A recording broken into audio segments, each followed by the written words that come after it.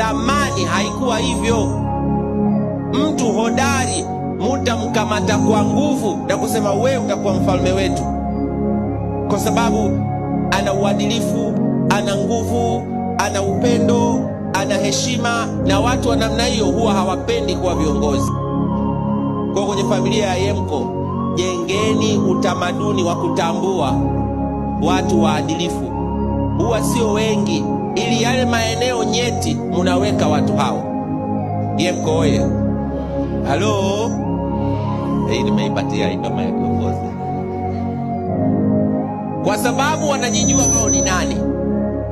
Viongozi wazuri na wenye ufanisi wanafahamu udhaifu wao na ukomo wao. Kumbuka, si kila mtu anaweza kutambua udhaifu wake. Si kila mtu. Ukiwa mwadilifu unasema hapa sasa, mimi nashauri jamani, hizi pesa tupeleke benki. Bwana wewe kaa nazo tu. Kwa sababu bado ni mchana, tupeleke benki. Na wasisitize na wajengee utamaduni wa kupeleka benki, kwa sababu unasema ndio mimi mwadilifu, lakini na mimi napenda hela. Hizi kukaa nazo mpaka kesho ni mtihani mkubwa. Unaweza kujikuta siku hiyo usingizi umelauka. Hakuna usingizi, uko na hizo pesa. Kwa hiyo mtu mwadilifu anajua udhaifu wake na ukomo. Wanatenda tu sawasawa na ahadi wanazoweza kutekeleza.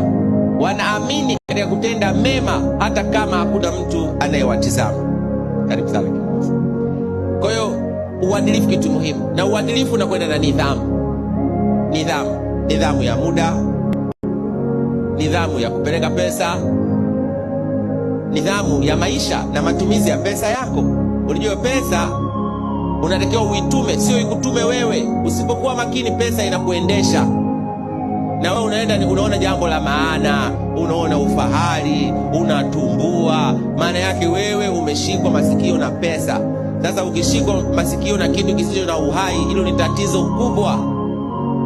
Pesa unatakiwa uiambie tulia, hatoki mtu hapa leo, nitabaki hapa nyumbani. Ukiweza kuidhibiti hiyo nidhamu yako, nzuri sana kama kiongozi. Yuko mtu, vijana wenu wapo, hawezi kukaa siku 3 hajatoka kwenda kwenye burudani usiku kucha. Hawezi, anaweza akahisi atakufa.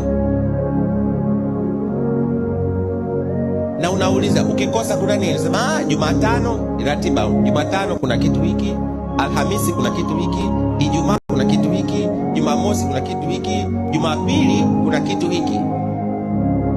Kwa hiyo tunapumzika Jumatatu tu, na Jumanne kuna kitu cha kuanzia kuchemsha maji ya moto. Unanielewa? Jumanne.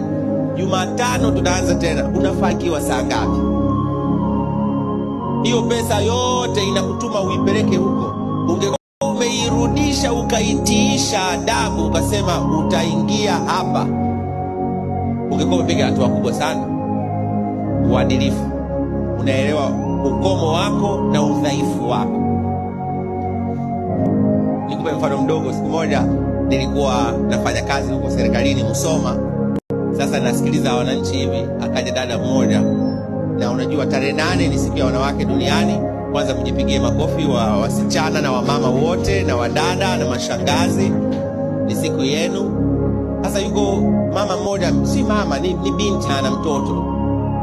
Amekuja pale, wameongea, ikafika zamu yake. Nikamsema nini shida yako? Akasema mume wangu ananipiga. Kidogo nikapause, kwa sababu nikamtazama yule dada kwa macho yangu mimi, ambaye kwa kweli sivai miwani mimi.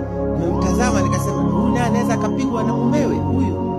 Unajua kuna mtu unashanga, hata wewe unapigwa? Kwa macho yangu, mniamini wana Yemko, mimi naona. Akasema hata huyu anapigwa. Sasa nikasema sasa nitampigia simu mume wako aje hapa anieleze kwa nini anafanya hivi. Sasa ananipa namba ya mume wake, halafu anatakiwa na yeye anipe namba yake, ili nikiongea na mume wake, ili na yeye nimjulishe, si ndio? Akiroe kaniambia, pole usichukue hiyo namba ya simu. ita dasi wako ni mama achukue hiyo namba. Sio kama unanielewa? Kiongozi anaelewa udhaifu wake na ukomo wake, anaishia wapi. Jizuie hapo. Kuna ndugu yangu hapa alikuwa hajaelewa, ndio ameelewa mwishoni hapa. Kiongozi ukijua udhaifu wako, hapo hapo unasema hapana, hapana. Sasa afisa, chukua namba ya huyu. Watakuja kwenye yembo hiyo, inaweza sio shida. Mataasisi mengine huko anakuja mtu hapa anataka mkopo, unatazama unasema Kuna watu wako wengi kwenye orodha ya kupata, unasema hapana, hapana. Nafikiri kuna namna ya kuruka, hapana. Mpatie afisa wako mmoja ashughulike naye. Wewe kwa unakaa unatazama kwa mbali, mambo yote yamekaa sawa sawa hivi. Kwa hiyo uadilifu inaenda hata kwenye mambo ya kawaida sana. Ukishindwa kujidhibiti, umeliwa. Aki utakula hela ya mikoba, alafu unajishangaa hiyo pesa yenyewe ukwenda kukula wewe imeenda tu katika taratibu mbalimbali hivi ambazo hazieleweki. Hata watu wazima wenzao wakikuuliza vipi, ilikuwaje, unasema ilikuwepo, lakini ndo yani ilikuwepo. Nataka niwahakikishie ilikuwepo. Iko wapi? Yemko oye.